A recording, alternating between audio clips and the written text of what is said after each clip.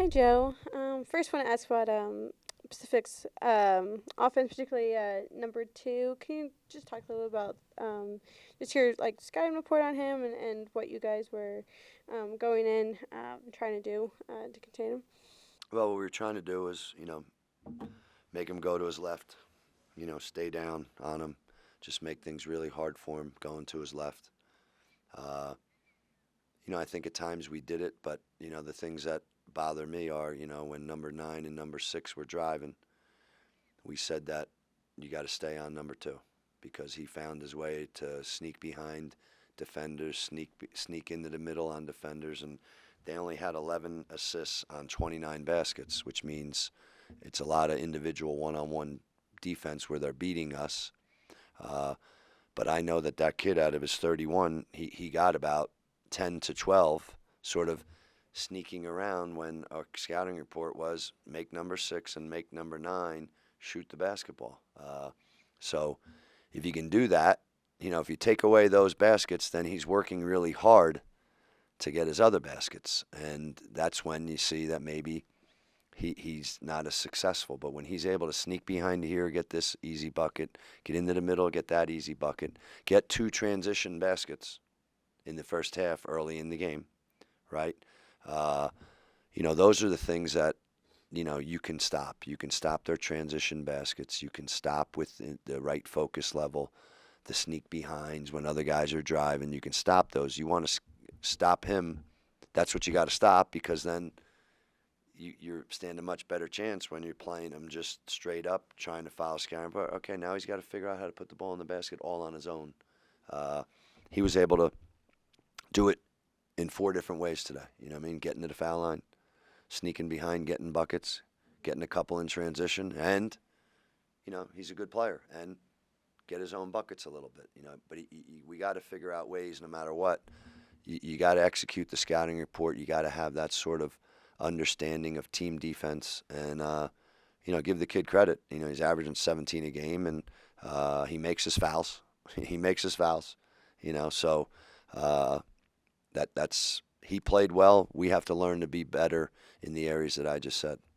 Yeah, absolutely. And when they went on that 17-3 run earlier, I believe it was in the first half. Can you talk about what you saw in that and how that? Well, I wrote on the board at half. All it really was at halftime was, similar to our last game. It was 3 for 11 foul shooting. So we're down 16 at half, and we're 3 for 11 from the foul line. All that does is make the other team have a 16-point lead. We go 8 for 11, we go 9, 8 for 11. You got 5 more points, right? And all that does is change the nature of the game to where they're not on a 17-3 run anymore because you made your foul shots. And at the same time, we gave up 10 offensive rebounds in the first half, right? And you can't do those two things. And at the same point in time, like I just said, I think they got 3 or 4 transition baskets, right, which you control that too. So the first half, the score was because of those 3 things that I just said. And the foul shooting is a huge part because if you make 2 foul shots in a row, there goes it's 8-5 instead of missing all those foul shots continuously, and they're able to build a lead that way. It just puts tons of pressure on us. And again, they only had 12 offensive rebounds for the game. 10 of them were in the first half. We come out in the second half, it changes, right? And we start to make fouls, right? We're running our offense better. They're not getting offensive rebounds. We cut it to 7 points on 2 occasions, right? And that juncture, that's when we had to sort of buckle down defensively and show somehow, some way, no matter what, at certain points, you got to stop the other team, and it didn't matter, our individual and collective team defense of just sort of stopping the guy with the ball from scoring. Like I said, they only had 11 assists on 29 baskets. That means their guys were like going and scoring, and we fouled, we jumped, we got out of the way. Well, these guys are all seniors and fifth-year seniors, and when you don't execute the scouting report on guys like that and jump and get out of the way, well, the ball's going in the basket, and they did a good job of putting the ball in the basket. Yeah, and your freshman Lucas Hoban was right up in there with 19 points, I believe 8 for 11 from the foul line.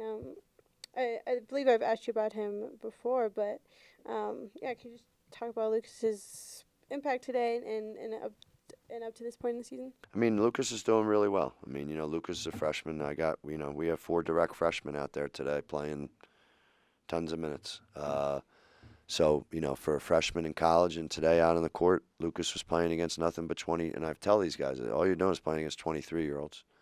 Like Lucas didn't play against anybody today that was 18 years old like he is. So there's a huge learning curve, right? And Lucas is doing a really good job in that. But those learning curves are sort of the experiential type thing. You know what I mean? Like those guys, with all that experience, they know everything that we just talked about in terms of what defense is, why you run an offense, what the purpose of the offense is, what the purpose of the defense. Those guys know it. Our guys are still learning that. Like what's the purpose of our offense is to run it really well to get you to help you score. The offense doesn't make you score. The players score. But learning, understand, okay, I got to really know it because if we run this offense really well, it's designed just to help the players score. Same with the defense. We play it defense. We play it for one reason. We have a scouting report in the defense to help you stop the guy you're guarding, to help you collectively stop them from scoring. And those are all things I think Lucas and Cam and Ethan Greenberg and Justin Hines and even Eli Robinson and A.J. Patterson, those are all things that those guys are still learning in as we go through this. So they're doing a good job, but when you're learning like that, the consistency level, like that team that you see right there, there's a consistency level to them. And there's a consistency level to them through the whole game. There's a consistency level with them game to game. That's sort of what we have to sort of learn. We got to learn to get, where does that consistency come from, right? And like I'm saying, oftentimes the consistency comes from experience because they're like that because number 6 has played 100 and some odd college basketball games. The other guy, number 2, has played, he's in his 5th year of playing. He played 4 in Canada, I believe, and, or whatever. So, I mean, you play that many college basketball games, you're going to be consistent. So, given those things, Lucas is doing really well. I mean, he shows I just know there's a lot there, a lot to keep getting better. The things we're talking about, those are the things that you get better with time, with experience, with playing sort of with the same guys. As we say that, a lot of times Lucas is out there. He's not out there playing with 4 other 23-year-olds. He's out there playing with 3 other 18-year-olds too. You know what I mean? So that's the challenge. That's neither here nor there. That's just what the challenge is. And I know, he's doing a good job, but you're gonna get these sort of ups and downs. And I think even today probably was, okay, well, Lucas' second half compared to his first half, not the same. But that's a good sign when you can maybe not play so well in the first half as a freshman, and you come out in the second half and you play well. That's a good sign for a kid. Yeah, absolutely. And what do you or what is your team taking from this game into a big game at Navy? Well, I mean, I think it's the same game to game. It's, I just said foul shooting, defense, defensive rebounding, right? I mean, we have to get better at those things. We have to understand the purpose of our defense. What's the purpose of it? And then we have to continue to grow in understanding the purpose of our offense. Like that's what young guys have to learn. Like I'm saying, it might sound simple, but like there's a purpose to the offense. The purpose is execute it, do it right, do it hard, do it every time that way. Why? It's designed to help you score. That's what you're trying to do every offensive possession. Same thing defensively. Like we got to collectively sort of grow that way because we're going to go to Sunday to Annapolis and it's going to be a similar, all games are really similar in that regard, which is why consistency comes with the more games you've played because every game's almost the same by and large. I mean, every team talks about the same things, take care of the ball, right? We had 11 turnovers today. We've gotten much better at that. Gotten much better against the press. I think we've gotten much better in terms of our personnel in putting guys in position where you start, you see Caleb Walker come, playing well. You see Hoban playing well. So what we have to see growth in is this experiential type thing of understanding the purpose of our defense, the purpose of our offense. The more games you play as a college player, they're all the same. You start to get really good at it because you know sort of what's going to happen already and what you have to do. And our guys are still sort of learning that. Yeah, and you're playing Navy on Sunday. Can you talk about the significance of playing another service academy and just what that game means to Well, I mean, yeah, I mean, the difference for us is it hasn't happened. So in football they play every year. It's a huge rivalry. So I guess probably in our other sports, for whatever the reason, we haven't played since 2005. The last time I was at Navy, I know we won by 41 points at their place. Uh, so is it a rivalry? Yes, it's a rivalry. It's a big game for us. Every game's a big game for us. Okay, it's a big game for us because it's Navy, and I know they're gonna be saying it's a big game. It's a big game. Air Force is coming here, so we got to be ready to go. And we're going to do some things to make sure our guys know. I'm hopeful that our guys know it's a big game. They do. But it's not like all I'm saying, it's not like we play them every year. You know what I mean? So that whole rivalry thing is, maybe we will from here on out, and we can sort of develop that rivalry. We got to go in there on Sunday already having manufactured for ourselves, like, this is a rivalry game. This is a huge game. And that's what we're going to work on, over the next 2 days. Hi, Eli. First, I want to ask about Pacific's offense, particularly number two, who had 31 points tonight. Can you just talk about the challenge of containing them today? Yeah, he's a good player. We just talked about we have to sit down and just guard our man and follow the scouting report. And I think if we do that, he doesn't score 31 points. Yeah, and can you talk a little bit about that scouting report and what you guys were looking at with this team? Yeah, we wanted to just not let number 2 catch the ball, like on the mid-post. We knew their big men were going to try to seal, and we knew number 6 and number 9 were just going to drive right, and that was the main scouting report. Yeah, and you guys struggled a little bit at the foul line tonight. Can you just talk a little bit about that and what maybe went into that? Yeah, I mean, we just got to make free throws. It's really just simple. We'll work on it tomorrow, come back and make them on Sunday.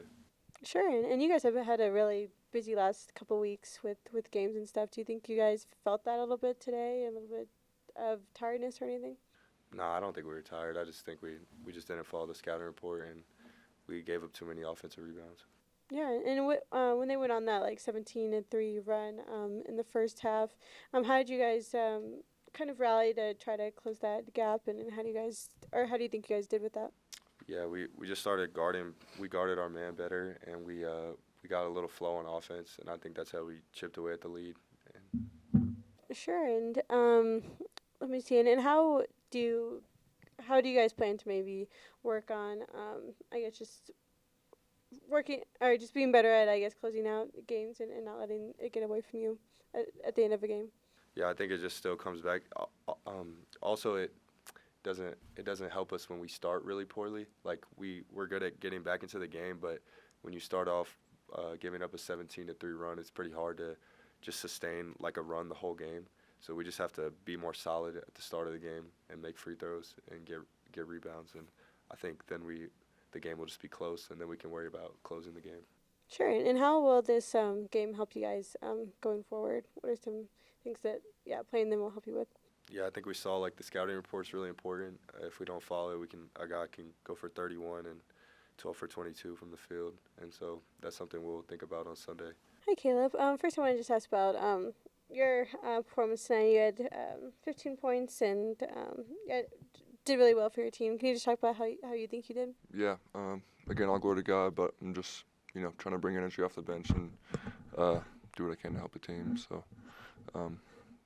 past couple games it's been scoring, but I just want to win at the end of the day. So whatever I need to do. Yeah, and as a team captain, how are you kind of helping your team when you guys are down or when the other team goes on a run and that sort of thing? I'm just trying to stay positive. It's easy to get down on ourselves whenever we're down 16 at half or whatever it was.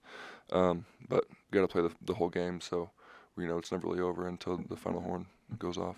Yeah, and then you guys went cold there at the end for a large part of the second half. Can you just talk about what that and maybe just kind of the challenges there. Yeah, I mean, Eli said it before me, but our defense, we got to do a better job following the scouting report. Just comes down to guarding your guy. So if they can just take you one-on-one, with me included, I mean, I got to do a better job. But yeah, just playing solid defense.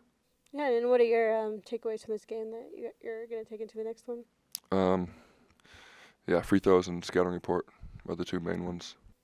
Mm-hmm. It's free throws that you guys emphasize in practice and have been focusing on, I guess, all season or lately? Yeah, I mean, we've definitely been working on it some more in practice, and we are improving just slowly. It's something we got to keep working at. So, I mean, I'm gonna keep working too. I think I shot 60%, so like that's not good either. But something we got to keep working at, and it doesn't happen overnight. Yeah, and you guys have a big game coming up against Navy. Have you guys started looking at that team and what you guys need to do to beat them? We try to take it one game at a time. So we were trying to focus on Pacific first, but now, yeah, all of our attention's on Navy. Yeah, and what does that game mean to you to play another service academy? And have you had the chance to do that yet? No, this will be my first time. I'm excited. It'll be fun. I haven't played in that atmosphere before, but I've been at the football games, so I know how rowdy they can get. Yeah, absolutely. And I think I've asked you this before, but can you just talk about the impact of the freshmen so far this season and them in general? If you have any in particular you want to talk about. I mean, Lucas Hoban has been playing really, really well for us. 19 points tonight, and it's starting to be every game for him. So, him and Cam Sanders are both having a big impact, and we need him to keep going. Yeah, and are you helping them adjust to cadet life and being a student athlete? Yeah, it's tough. We're a little bit different here with school and everything we have to go through. But yeah, anything I can do to help them come along, we need their help. Yeah, do you feel like they're adjusting well to it? Yes, most definitely. Yeah, that's awesome. And what do you think is kind of their potential as a class moving forward for the rest of the season? Man, it's kind of hard to put a cap on. I mean, they're both really good players. They just have to keep stepping up in their role and just improving in their confidence because I think that's what holds every good player back.